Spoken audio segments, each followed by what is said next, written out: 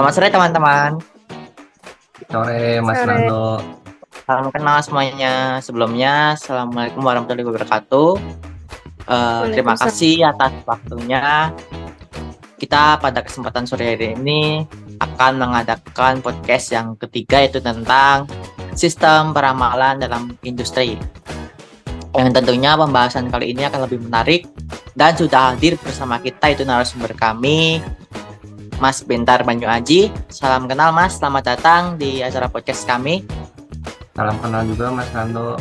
Makasih udah mengundang di podcast ini. Sama-sama Mas. Langsung saja yuk kita masuk ke acara pada sore hari ini.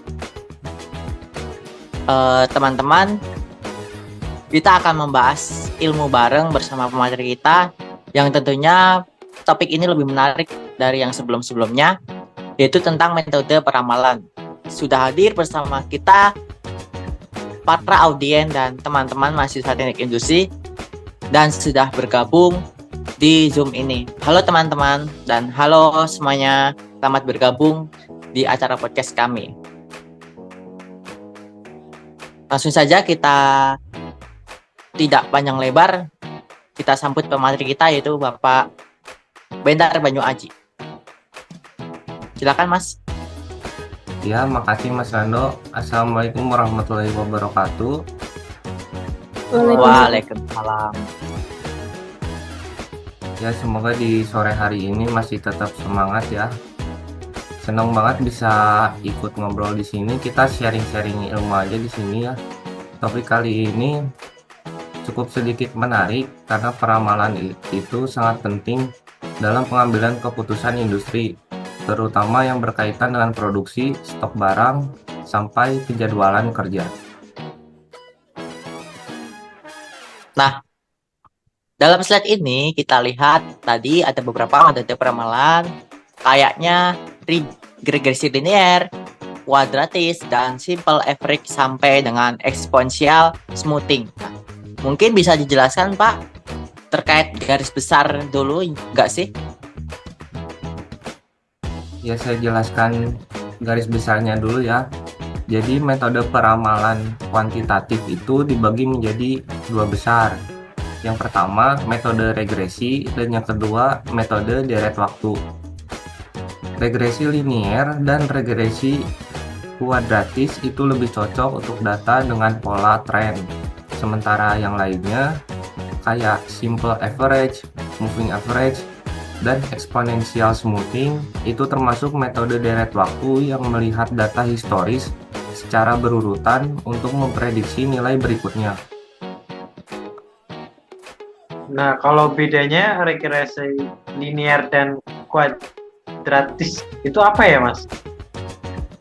Nah, kalau regresi linear itu digunakan kalau pola datanya mengikuti garis lurus, misalnya permintaan barang yang terus meningkat secara stabil. Sedangkan regresi kuadratis digunakan kalau pola datanya melengkung, misalnya naik dulu, terus turun, atau sebaliknya.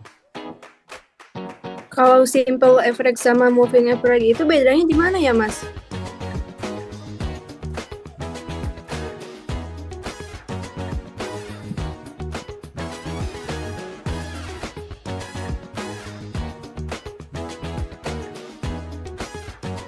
Ya maaf ya, bisa diulang lagi Mbak Nanda, sinyalnya agak jelek.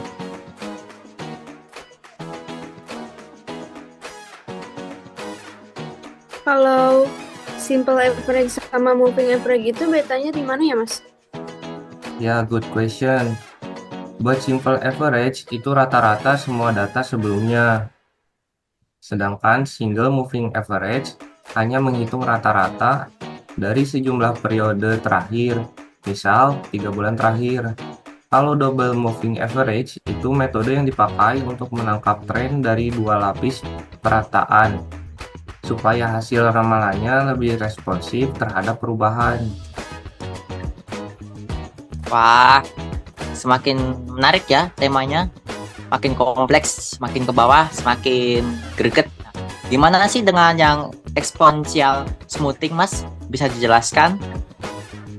Mungkin audien kami banyak yang belum mengetahuinya. Mungkin bisa dijelaskan secara detail atau rincinya. Nah, jadi Mas Nando, untuk single exponential smoothing memberikan bobot lebih besar pada data terbaru, jadi ramalannya lebih adaptif. Nah, kalau yang satunya double exponential smoothing ditambah lagi dengan perhitungan tren, jadi cocok buat data yang naik atau turun secara terus-menerus. Berarti ini cocok juga nggak sih buat ramalan permintaan barang di toko-toko? Nah, bener banget nih Mas Topik.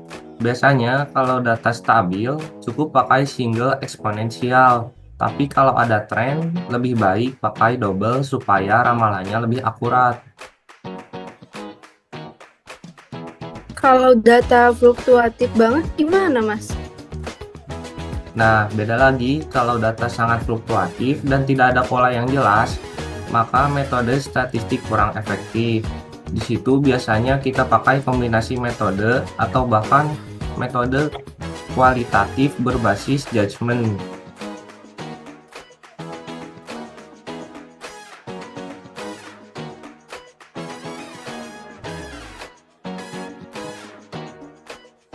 Wah, banyak juga ya ternyata ya tentang metode peramalan ini dan asik banget nih diterapkan untuk dunia industri kita. Pada jurusan kita jangan sangat sesuai dengan temanya. Mungkin banyak banget ya insight-nya.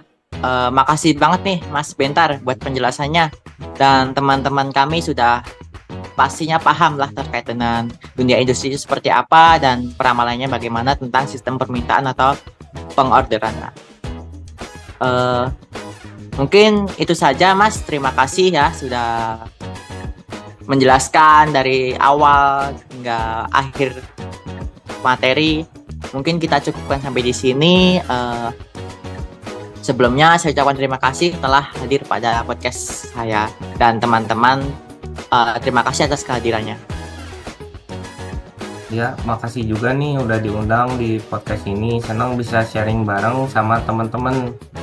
Nah, nanti kalau misalnya ada diskusi-diskusi yang masih bingung apa ada yang mau ditanyain, bisa japri aja. Oke teman-teman, mungkin bisa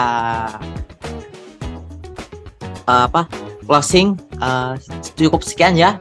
Kita tutup acara pada sore hari ini. Assalamualaikum warahmatullahi wabarakatuh. Sampai jumpa di next warahmatullahi berikutnya. wabarakatuh. See you. See you. Hmm.